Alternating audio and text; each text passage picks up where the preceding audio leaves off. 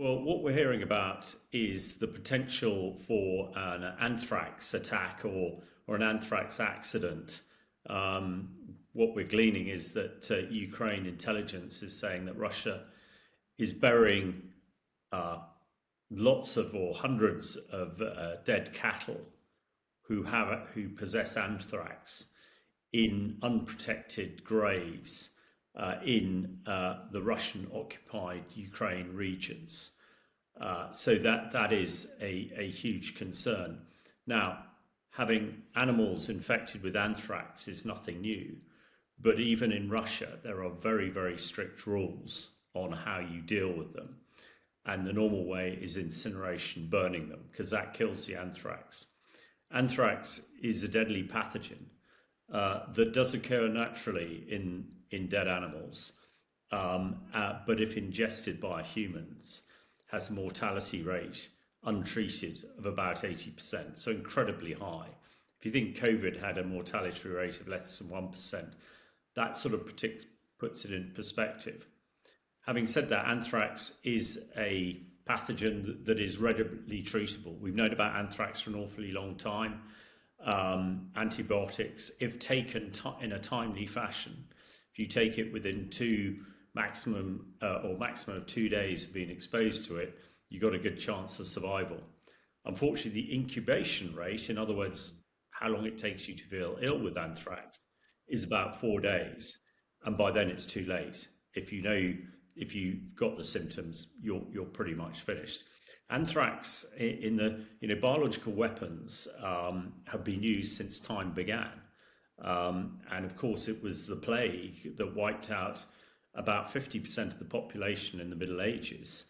It was the plague that was used in various wars to try and kill the enemy or the defenders using a biological weapon. So there is nothing new here. And anthrax, we know, is something that the Russians and others have used and weaponized as a biological weapon. Now, like chemical weapons, biological weapons are outlawed by the Geneva Conventions, but also by the Biological and Toxin Weapon Convention. It is illegal to use them as a weapon. So I think the Ukrainians are concerned here that if this anthrax escapes because it's not been properly dealt with, and it's very provocative of the Russians to do this, then it could be viewed as a biological weapon. Now, I have personal experience of dealing with anthrax attacks. Back in 2005 in Iraq, when I was commanding British chemical and biological counter-terrorist forces there, our sensors in southern Iraq near Basra alarmed for anthrax, thinking there was an anthrax attack. Now, what is really important, and I do cover it in great detail in my memoir, Chemical Warrior, if people want more information about it, is that it created complete panic in Iraq. At the time, there was very serious fighting going on with Al-Qaeda and Iranian militias in the area, but with the thought that there might be anthrax attack, the whole operation stopped. And there were only a handful of us who had been vaccinated against anthrax, so we had to deal with it. In the end, it turned out actually it was coming from dead animals that hadn't been buried properly. And luckily, we managed to find the source and destroy it before it had any impact. So this is a worrying situation.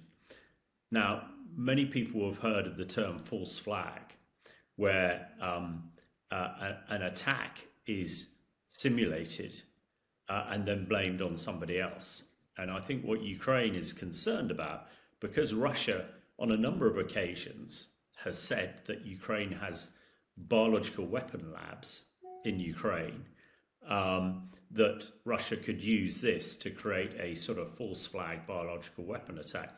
And I must say, as far as I know, and I've got pretty good information here, Ukraine absolutely doesn't have any of these biolabs, and Ukraine doesn't have any facility to make biological weapons.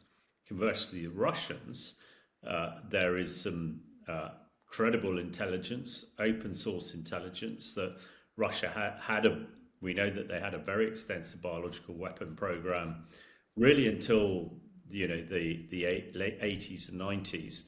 But there are even reports more recently that that program still exists, similar to their chemical weapons program. We know that they're using chemical weapons on an industrial scale in Ukraine, using chloropicrin, which is the first chemical weapon ever produced in the First World War. So it would not be a complete surprise if they're also potentially looking at biological weapons. And in response to this, hopefully there will be a very demonstrative statements from Western allies and others to support Ukraine here to really nip this in the bud so that this doesn't become a false flag event, or probably more important in the short term, any of this anthrax escapes and affects civilians and Ukraine soldiers who might be in the vicinity.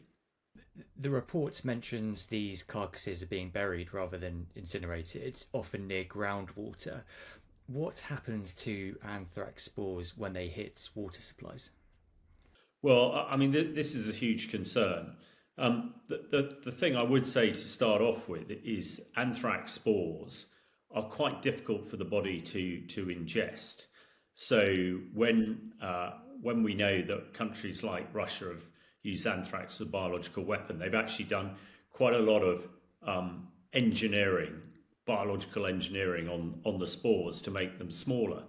But having said that, what the concern is here, if they're near watercourses, if you drank water that contained anthrax spores in it, you probably wouldn't know that you definitely wouldn't know they were there. But by drinking it, you'd be taking them directly into your body. It's quite difficult for anthrax spores to be ingested through your skin. Your skin is a pretty good protective layer. But if you drink it in, then that is going right to the center of your system, and that would be tremendously dangerous. So yeah, this is really an area of concern, because the water, I mean, on the one hand, of course, the water will dissipate it, but if that water course is leading to an area where people swim or drink water, then yeah, it'd be a huge concern, because each dead carcass could contain thousands or if not millions of spores. If Ukraine does retake this land, how difficult is it to decontaminate a region like Kherson? I don't think it would be too difficult. It really depends how far the spores have gone. If these cattle are in graves that can be identified, it would be a relatively simple case of incinerating the whole lot, burning them, and a good burn will get rid of all the anthrax. The challenge then is if there has been any spread of anthrax, and anthrax will spread very readily on the wind, to try and detect it. Certainly, UK forces, NATO forces will have the ability to detect these sort of things. So I'm sure those sort of detectors and expertise can easily be given to Ukraine. But it's all about time and how long it is and how far these spores go. I think, once they are disseminated over a huge area, and in effect there are very few of them, then the danger will become very much less. It's a bit like the Novichok attack in Salisbury in March 2018, and I'm talking to you from Salisbury. Although the remains of the Novichok, the nerve agent, were very small, it was very difficult to detect them, but the chances of it affecting anybody were microscopically small, and that appears to have been the case, except let's not forget that Dawn Sturgis did die of Novichok poisoning in July of 2018. Why do you think Russia is shifting from state-of-the-art chemical weapons like Novichok that you've mentioned in Salisbury to dumping diseased animal carcasses in Ukraine? Well, again, I think what we've seen from the Russians is they're prepared to try absolutely everything. And the use of chemical weapons on such an industrial scale, the rest of the world thought this was incongruous. And the Russians thought they could get away with it, and effectively they have got away with it. I think that the Russians are getting pretty desperate. We see the perilous state of what's happening in Crimea at the moment, under a state of emergency, daily attacks on Moscow and St. Petersburg. The Russian oil industry has pretty much been destroyed. So you can see the Russians are getting desperate. So maybe they are prepared to do anything. And the thing about biological weapons in particular, the psychological terror associated with them is probably even more than the physical damage that they can do. And I expect they are just trying to terrify people in Kherson. I'm not fully up to speed of where the airflows are at the moment, whether they're going east-west or west-east, to work out where the danger would be. But I think it's part of the terror side. I agree with the Russian intelligence services, it might be a precursor for a red flag, but now it's been identified and people like The Sun and others are talking about it. That makes it less likely, which is a good thing. So I think we're beginning to realise that nothing is off limits to President Putin and the Russian military. They were prepared to do anything, and the war is going very badly for them at the moment. We know they're losing over 30,000 people a month, and Putin is probably about to start forced conscription in Russia, which is going to be incredibly unpopular and may well be, the final straw that breaks the Russians' camel's back. So I think we're in these stages. It's also almost like the last few weeks and months of the Nazi regime in Germany when Hitler was in his bunker in Berlin, that the end was coming and everybody could see it, probably except Hitler, and it might be the same with Putin as well. We know he's holed down in Moscow somewhere. He's just recruited or just employed another 800 bodyguards around him. He hasn't been seen. We know he's taken air defense units off the front line to protect him. So, there are signs of desperation all around. And, if this is a biological weapon, then one is not too surprised. But I think forewarned is forearmed. Now that people know about it, there's an awful lot that can be done to make sure that it doesn't become a terrifying biological weapon. You mentioned the casualties there. Reports suggest June has been the deadliest month of the Ukraine war so far for Russia, with 26,000 soldiers killed. Should we expect to see more of these desperate tactics from the Russian army? Yeah, absolutely. I think Putin, as I've written in the Daily Telegraph today, he has two options. He can escalate or he can negotiate. And his attacks on Kyiv overnight suggests that maybe he's trying to escalate. But conventionally, it's difficult to see how he can escalate any more than he's doing at the moment. He's throwing thousands of young men into the front line who are dying, as you say, in their thousands. He's attacking civilians in Kyiv and killing a lot of them. He's tried the chemical weapons piece. His escalation is actually chemical, biological or nuclear, I expect, that's left to him.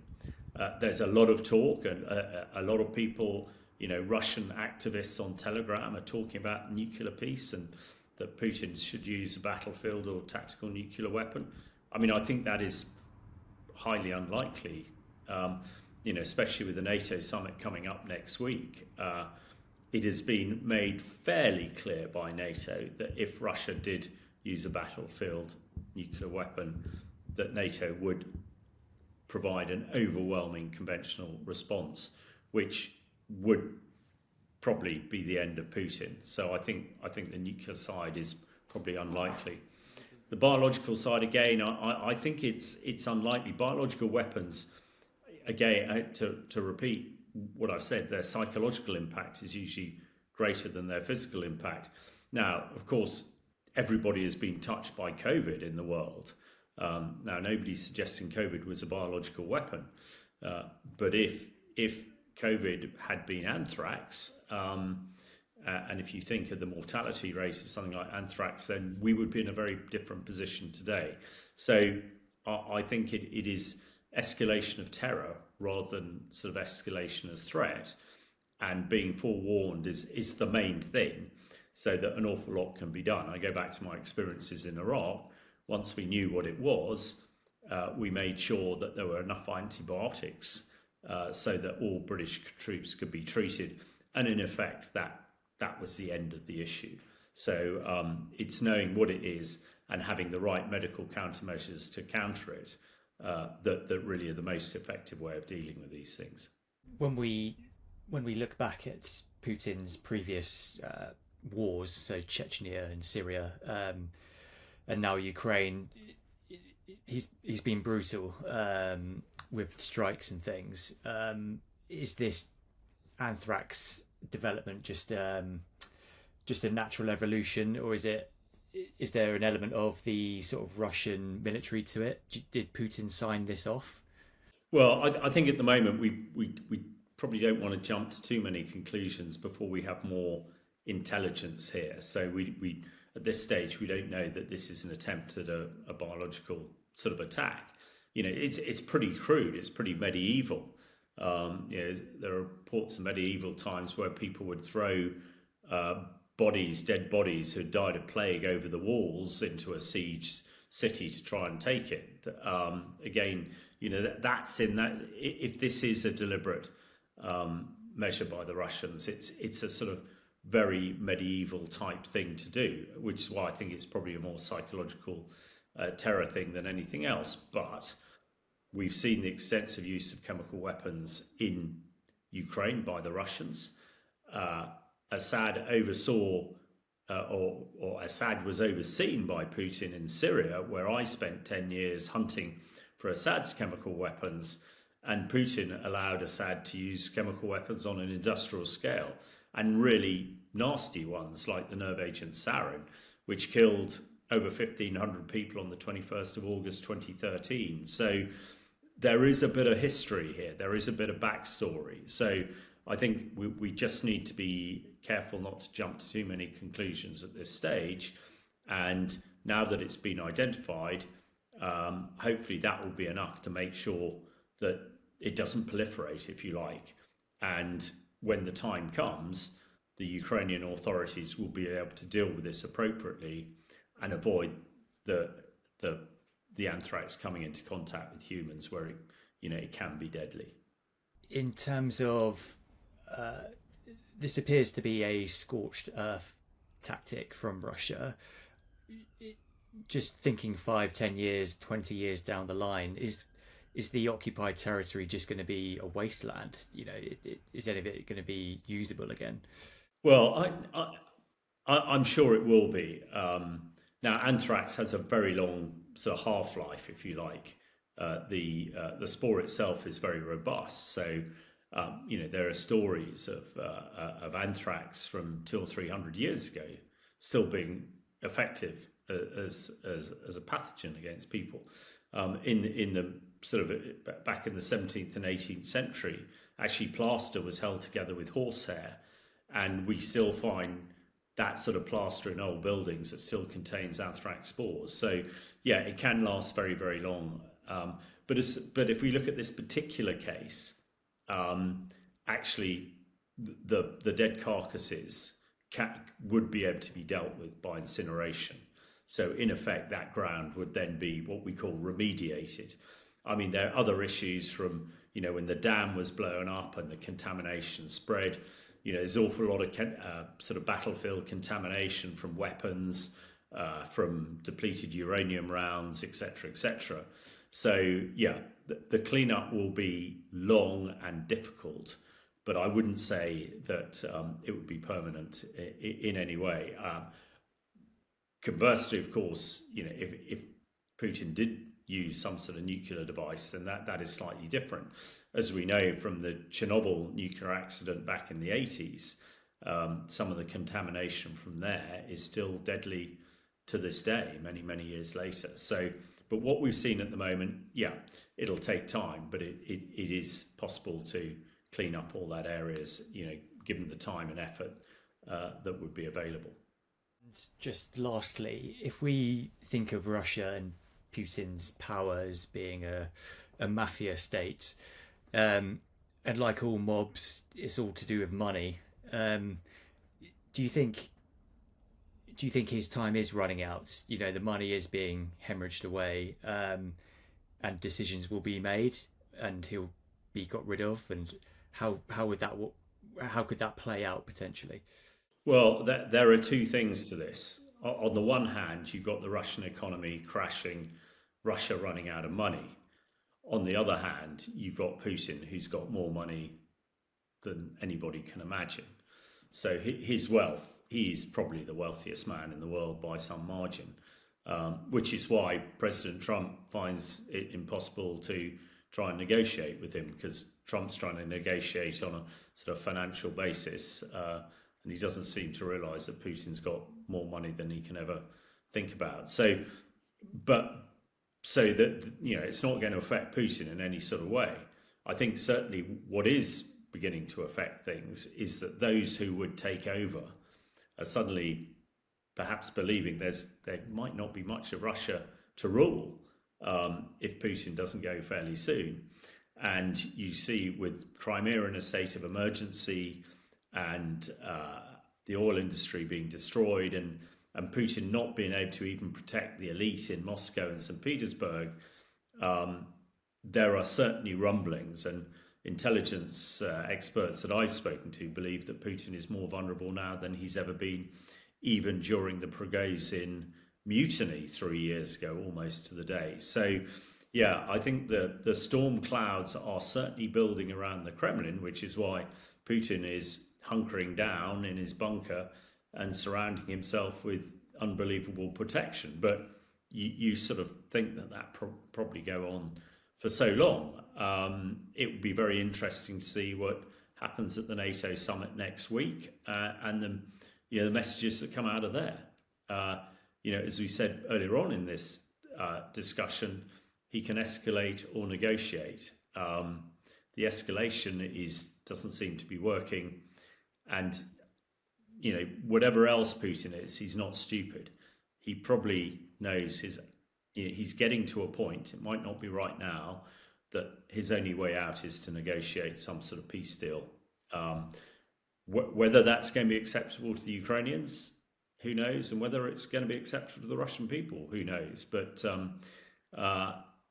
it is no accident that Putin is hunkered down, and it may well be the last days of his leadership, in a similar fashion to the end of the Third Reich, when Hitler hunkered down in his bunker.